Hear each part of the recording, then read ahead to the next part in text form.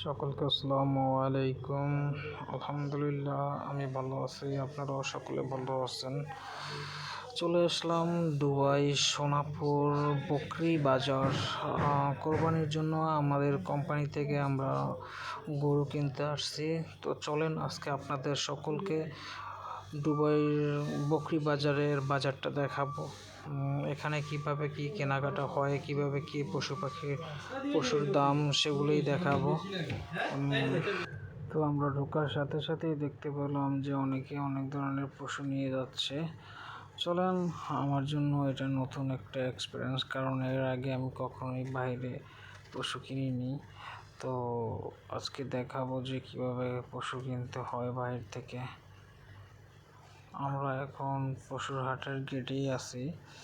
এখানে পশুগুলো আপনার এক একটা খাঁচায় থাকে, যেমন ছাগলের খাঁচায় ছাগল থাকে, ভেড়ার খাঁচায় ভেড়া, দুম্বার খাঁচায় দুম্বা, এমন করে থাকে।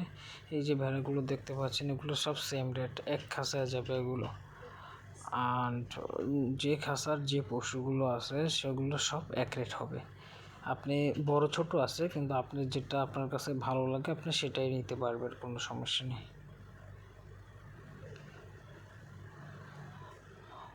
অনেক মানুষ, এটা হলো আমাদের কোম্পানির আরবফ, মানে আমাদের কোম্পানির যে মালিক তিনি।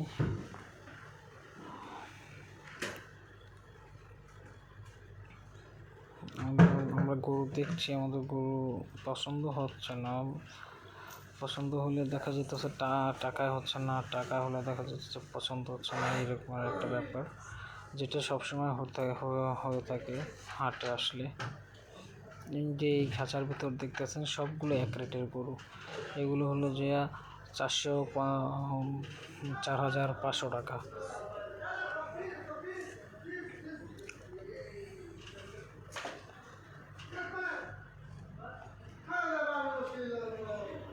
এই যে আর একটা হাট, এখানে হচ্ছে 5,000 টাকা করে।